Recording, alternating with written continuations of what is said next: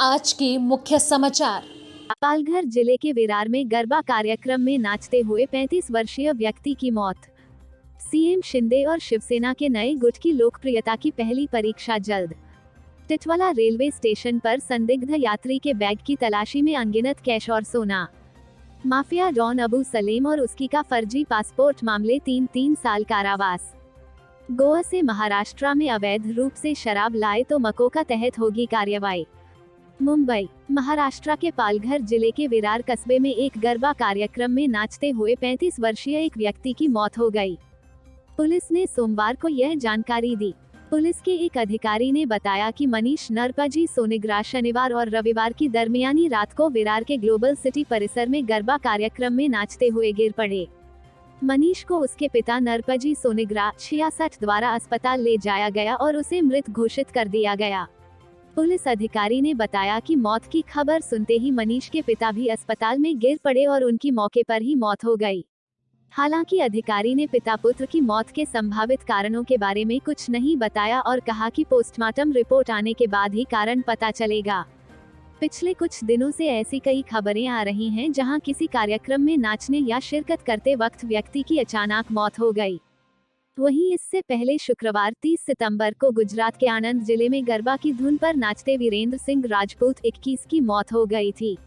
वहीं उत्तर प्रदेश के फतेहपुर में नवरात्र के मौके पर जागरण कार्यक्रम का आयोजन किया गया। यहां एक शख्स हनुमान की भूमिका निभाते वक्त बेहोश होकर गिर गया और कुछ ही देर बाद उसकी मौत हो गई।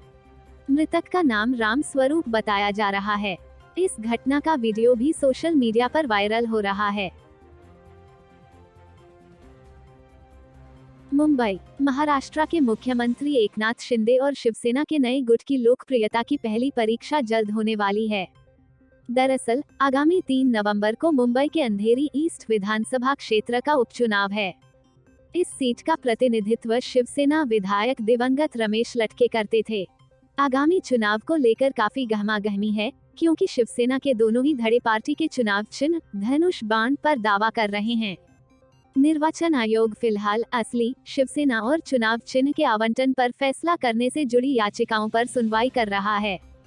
निर्वाचन आयोग ने सोमवार को उपचुनाव के लिए कार्यक्रम को घोषणा की। इसकी मतगणना 6 नवंबर को होगी। बता दें, अंधेरी पूर्व सीट विधायक लटके के निधन की वजह से खाली हुई। लगातार 2 बार इस सीट का प्रतिनिधित्व करने वाले लटके का इस साल मई में निधन हो गया था। सत्तारूढ़ बीजेपी और शिंदे गुट ने मुंबई नगर निगम के पूर्व पार्षद मुरजी पटेल को उपचुनाव के लिए अपना उम्मीदवार बनाया है। उद्धव ठाकरे के नेतृत्व वाली शिवसेना के दिवंगत लटके की पत्नी ऋतुजा लटके को इस सीट से उम्मीदवार बनाने की संभावना है। पुणे में पत्रकारों से बात करते हुए राष्ट्रवादी कांग्रेस पार्टी प्रमुख शरद पवार ने सोमवार को कहा कि उनकी पार्टी उद्धव ठाकरे के नेतृत्व वाली शिवसेना का उपचुनाव में समर्थन करेगी। मुंबई बीजेपी अध्यक्ष आशीष शेलार ने उपनगर अंधेरी में उपचुनाव के लिए रविवार को पार्टी के केंद्रीय कार्यालय का उद्घाटन किया। उन्होंने ट्वीट किया कि मुरजी पटेल को स्थानीय लोगों का काफी समर्थन है। अंधेरी पूर्व विधानसभा क्षेत्र मुंबई उत्तर पश्चिम लोकसभा क्षेत्र के तहत आता है। मुंबई, महाराष्ट्र के ठाणे जिला स्थित टिटवाला रेलवे स्टेशन पर रेलवे सुरक्षा बल के अधिकारियों के उस वक्त होश उड़ गए जब उन्होंने एक संदिग्ध यात्री के बैग की तलाशी ली। उत्तर प्रदेश के लखनऊ से लौटे यात्री ने अपने छोटे से बैकपैक में अनगिनत कैश और सोने के बिस्किट छिपा रखे थे। इनकी कीमत 1.5 करोड़ से अधिक आंकी जा रही है। पुलिस ने यात्री को गिरफ्तार कर लिया है और आयकर विभाग को मामले की जांच सौंप दी है। आरपीएफ के एक अधिकारी ने सोमवार को बताया कि उनकी टीम ने 1 अक्टूबर को टिटवाला रेलवे स्टेशन के प्लेटफॉर्म पर संदिग्ध रूप से घूम रहे गणेश मंडल को हिरासत में लिया था। अधिकारियों ने जब उसके बैग की तलाशी तो हक्का बक्का रह गए। तलाशी के दौरान छोटे से बैग से करीब 1.71 करोड़ रुपए की बेहिसाब नकदी और सोने के 2 बिस्किट मिले। मंडल ने आरपीएफ अधिकारियों को बताया कि यात्री लखनऊ से महाराष्ट्र आया था और उसने पुष्पक एक्सप्रेस में यात्रा की थी। उसके पास 56 लाख रुपए नकद और 1,15,16,903 रुपए के 2 सोने के बिस्कुट बरामद किए गए हैं। आरपीएफ अधिकारियों ने बताया कि आयकर अधिकारियों को जब्ती के बारे में सूचित किया गया और मामला उन्हें सौंप दिया गया है। मुंबई एयरपोर्ट पर कस्टम विभाग ने 29 सितंबर को 490 ग्राम कोकीन जब्त की, जिसकी कीमत 4.9 करोड़ रुपए बताई गई है। कस्टम विभाग के अधिकारियों के अनुसार इन्हें चप्पल के अंदर छिपाकर ले जाया जा रहा था। सभी आरोपित को न्यायिक हिरासत में भेज दिया गया है। मुंबई, उत्तर प्रदेश की राजधानी लखनऊ के पासपोर्ट कार्यालय से माफिया डॉन अबू सलीम व उसकी पत्नी समीरा जुमानी का फर्जी पासपोर्ट बनवाने के मामले में केंद्रीय अन्वेषण ब्यूरो (सीबीआई) की एक विशेष अदालत ने मंगलवार को अबू सलीम व उसके साथी परवेज आलम को 3 वर्ष के कारावास की सजा सुनाई।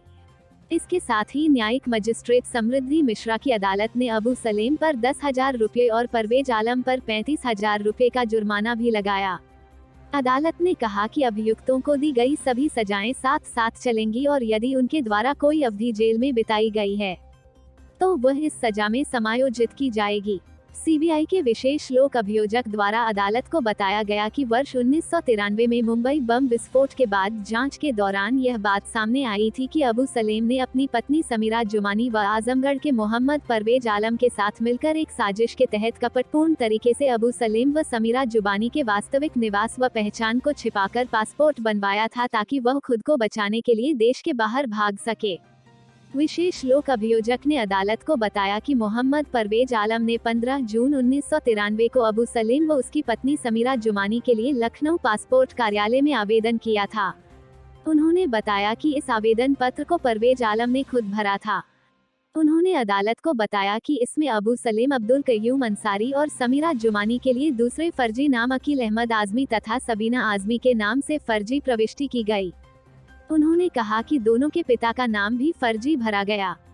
उन्होंने अदालत को बताया कि सबीना आजमी की जन्मतिथि 25 अप्रैल 1974 के स्थान पर 17 जुलाई 1971 दर्ज कराई गई।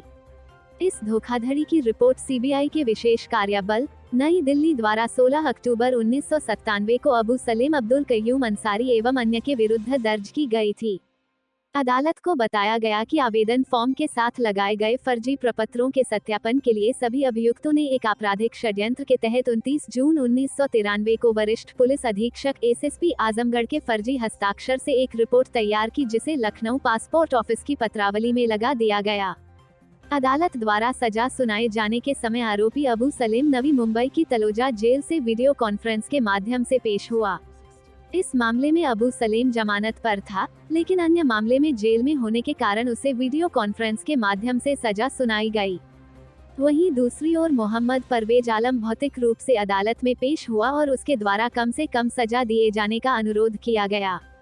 सजा सुनाए जाने के बाद परवेज आलम की ओर से अंतरिम जमानत प्रार्थना पत्र प्रस्तुत करके कहा गया कि उसे अदालत के निर्णय के विरुद्ध सत्र अदालत में अपील दाखिल करनी है, लिहाजा उसे अपील दायर करने की अवधि तक के लिए अंतरिम जमानत पर रिहा कर दिया जाए। अदालत ने आरोपी मोहम्मद परवेज आलम की अर्जी को स्वीकार करते हुए उसे 20-20,000 रुपए की 2 जमानतें प्रस्तुत करने पर अंतरिम जमानत पर रिहा कर दिया। मुंबई,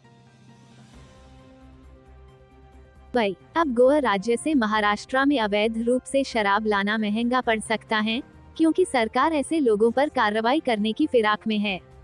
महाराष्ट्र राज्य के एक्साइज मंत्री ऐसे लोगों पर MCOCA, Maharashtra control of organised crime की धारा के तहत कार्रवाई हो, ऐसा सुझाव जल्द ही सरकार को देने वाले हैं। गोवा राज्य में शराब की कीमत महाराष्ट्र से कम है, जिसके चलते महाराष्ट्र से जो सैलानी गोवा जाते हैं वो अपने साथ शराब की बोतल लेकर आते हैं। महाराष्ट्र सरकार के अनुसार जो पर्ची गोवा के वाइन शॉप से शराब का परमिट करके मिलती है, वो महाराष्ट्र में लागू नहीं होती। ज्यादा से ज्यादा शराब बिके, इसलिए दुकानदार ये शराब का परमिट देते हैं, लेकिन महाराष्ट्र में ऐसी शराब को एक्साइज डिपार्टमेंट अवैध शराब मानता है। मंत्री शंभुराजे देसाई के अनुसार MCOCA Maharashtra control of organised crime लगाने का प्रस्ताव सरकार को जल्द ही सुझाया जाएगा, लेकिन इस पर अभी तक कोई निर्णय नहीं हुआ है।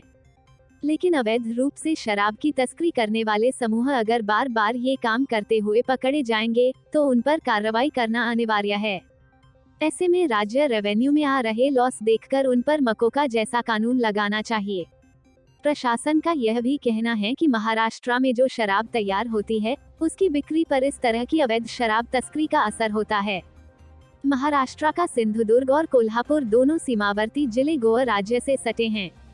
प्रशासन के अनुसार यहीं से बड़े पैमाने पर लोग सड़क के जरिए अपनी गाड़ी के माध्यम से साथ शराब लेकर आते हैं। इसलिए प्रशासन अब इन दो जिलों में नाकाबंदी करेगी और फ्लाइंग स्क्वाड के माध्यम से रेड भी करेगी। प्रशासन के अनुसार गोवा से जो अवैध शराब महाराष्ट्र में आती है वो आगे दूसरे राज्यों में भी बेची जाती हैं, इसलिए कड़े कदम उठाना अनिवार्य होगा। मकोका लगाने की इस कल्पना का कांग्रेस नेता सचिन सावंत ने कड़ा विरोध करते हुए मंत्री शंभुराजे देसाई की आलोचना भी की। कहा कि क्या ये शिंदे फडणवीस की सरकार उत्तर प्रदेश मॉडल महाराष्ट्र में लागू करना चाहती हैं? मकोका छोड़कर कोई और दूसरा कानून नहीं है जिसके तहत कार्रवाई की जा सके। क्या इस सरकार को मकोका कानून का ज्ञान? Bureau report, Mumbai.